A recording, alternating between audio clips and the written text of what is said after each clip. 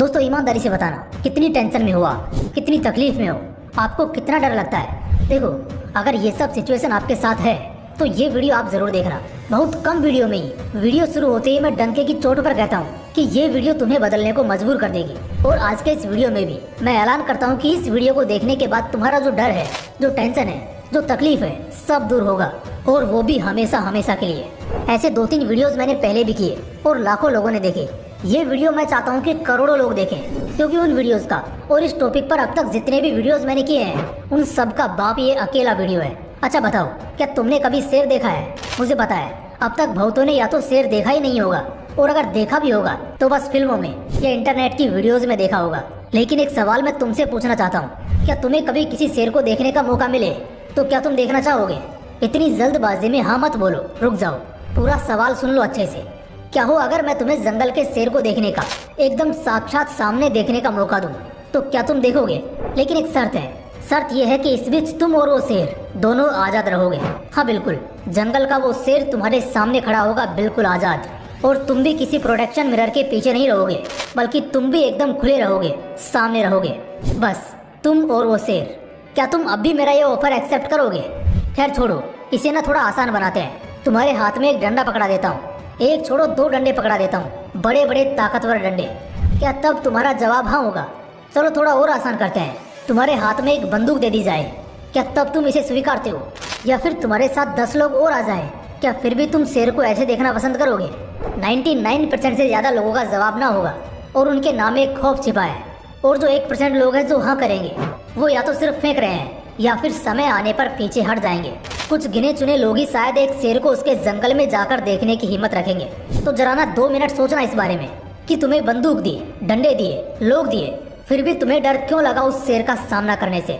लेकिन क्या इतना डर तुम्हें एक सर्कस वाले शेर से लगेगा? नहीं, बिल्कुल भी नहीं, क्योंकि वो पिंजरे में बंद होगा, और अगर वो खुल भी जाए तब भी उस जंगल वाले शेर से बहुत कम ही खतरनाक मंजर होगा, क्योंकि सर्कस वाले शेर का बस रूप डरावना होगा, बाकी शिकार करना इसे नहीं आता है, तो बस तुम इसके रूप से डरोगे। लेकिन अगर उस जंगल के शेर के सामने तुमने जरा सी भी शान पट्टी की ना, तो वहीं लपेट लिए जाओगे।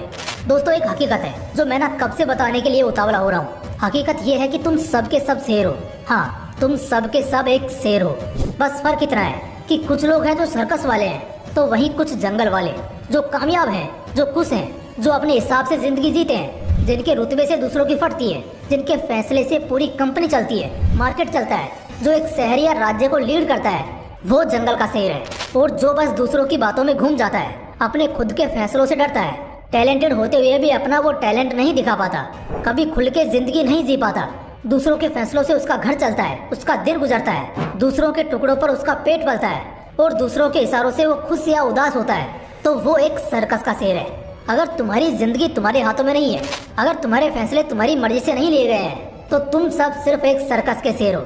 जब मैं ये बोलता हूँ तो इसका मतलब क्या होता है जानते हो?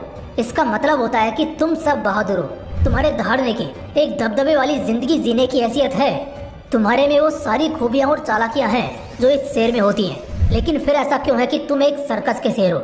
मैं बताता हूँ 5 ऐसी वजह कि तुम जंगल के शेर होते हुए भी बस सर्कस के शेर बनकर रह गए हो। रीजन नंबर 1, तुमने बहुत गलत फहमियाँ पाल रखी हैं। देखो, कई बार सांप का जहर भी इतना खतरनाक नहीं हो सकता जितनी खतरनाक गलत फहमियाँ हो सकती हैं। गलत फहमियों का सच में कोई अंत नहीं है।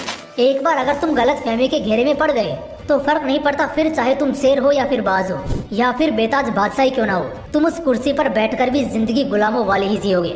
अच्छा तुम खुद सोचना, अगर बचपन से तुम्हें इस गलत फहमी में रखा जाता कि ज्यादा दौड़ने से आदमी की उम्र कम होती है, तो सोचो आज तुम्हारी ग्रोथ कितनी कम होती और तुम 4 लोगों में कितना संघर्ष कर रहे होते। ये बहुत बड़ी गलत फहमियाँ हैं, इसलिए हम इन गलत फहमियों को नहीं पाल सकते। ये गलत फहमियाँ होंगी तो छोटी सी, लेकिन उसका खामियाजा हमें मरते दम तक भुगतना पड़ेगा। ऐसी गलत फहमियाँ खा जाएंगी तुम्हें। जैसे कि एक कहावत है, जितना चादर उतने पैर फैलाओ। इस सीमा रेखा के बाहर मत जाओ, चाहे जो भी हो, उड़ने की कोशिश मत करो। ऐसी कई और भी गलत फहमियाँ होंगी। जब मौका मिले तो बस इन्हें ढूंढने की कोशिश करना और इन्हें तुरंत दूर कर देना। रीजन नंबर 2, कोई और तुम्हें कंट्रोल कर रहा है। जिस तरह सर्कस में बंद शेर को चाबुक और डंडे के इशारे पर वो सर्कस का मास्टर कंट्रोल कर रहा होता है, कुछ उसी तरह तुम भी अपनी छड़ी किसी और के हाथों में देकर खुद को दूसरों के हाथों सौंप रहे हो। अगर तुम्हारी खुशी, उदासी या किसी भी और फीलिंग पर किसी और की वजह से 1% का भी फर्क पड़ रहा है ना, तो मेरे भाई तुम कभी खुश नहीं रह सकते, मस्त नहीं रह सकते। इसकी बड़ी वजह है कि तुमने खुद को किसी और के हवाले कर रखा है। और जब तक कोई इंसान इमोशंस के वजन के नीचे दबा रहेगा ना, उसका कुछ नहीं हो सकता।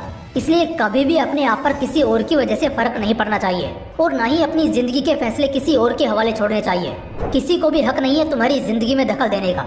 और जब बात आएगी ना फैसले लेने की या फिर जिंदगी के हिसाब से बदलने की, तो फिर वो सब कुछ तुम्हारा अपना होना चाहिए। जंगल के शेर को कभी किसी के नियंत्रण में देखा है? कोई कर भी नहीं सकता। तभी तो वो मस्त मौला और बिंदास चलता है। रीजन नंबर 3, आराम और सुकून। पड़े पड़े जब इंसान को खाना मिलेगा, सोने को कमरा मिलेगा, तो फिर वो मेहनत क्यों करेगा? सीधी सी बात है।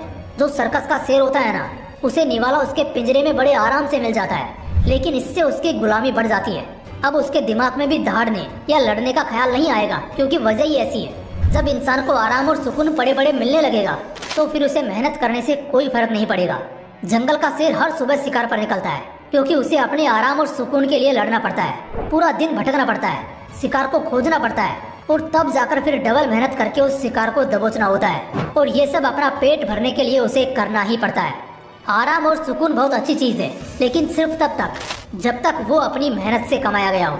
अगर मुफ्त में बैठे बैठाए मिल गया, तो इससे बड़ा धब्बा दूसरा कोई हो ही नहीं सकता तुम्हारे गिरेबान पर। इसलिए आराम और सुकून की दुनिया से बाहर निकलो, इससे पहले कि जिंदगी भर के लिए एक गुलाम बन जाओ।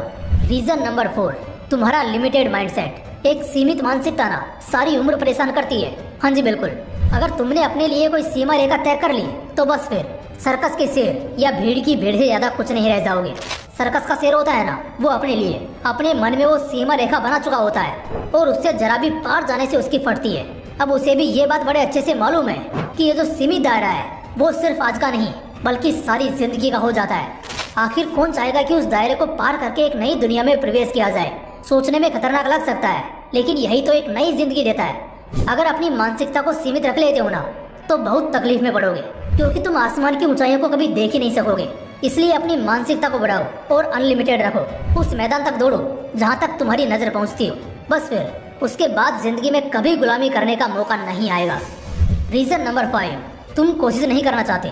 चलो मानता हूँ कि हालात जरा ठीक नहीं है, चीजें सही नहीं है। एक बार तुम गलती से ही सही, लेकिन पिंजरे में आ चुके हो। लेकिन भाई, अब जब तुम्हें समझ आ गया है कि तुम एक सर्कस के शेर हो और चाहो तो तुम जंगल के शेर बन सकते हो, तो फिर किसका इंतजार कर रहे हो? उस जाल को, उस पिंजरे को तोड़ने की कोशिश तो करो। अगर कभी कोशिश ही नहीं करोगे, तो क्या घंटा आजाद हो पाओगे? सर्कस के शेर के साथ क्या होता है, उसे एक बार पिंजरे में बंद कर देते हैं, तो कुछ समय बाद वो एकदम से कोशिश करना ही बंद कर देता है। लेकिन एक जंगल का शेर कभी ऐसा नहीं करेगा। वो मरते दम तक दहाड़ना, मरते दम तक लड़ना नहीं छोड़ेगा। वो तब तक कोशिश करता रहेगा जब तक वो उस जाल को काट ना दे, या शिकारी को मार ना दे, या फिर खुद मर मिट ना जाए। इसलिए कोशिश आखिरी दम तक मत छोड़ना, जब तक सांसें चलती रहें। बाकी फिर मिलते हैं इसी तरह के एक और बवाल वीडियो के साथ।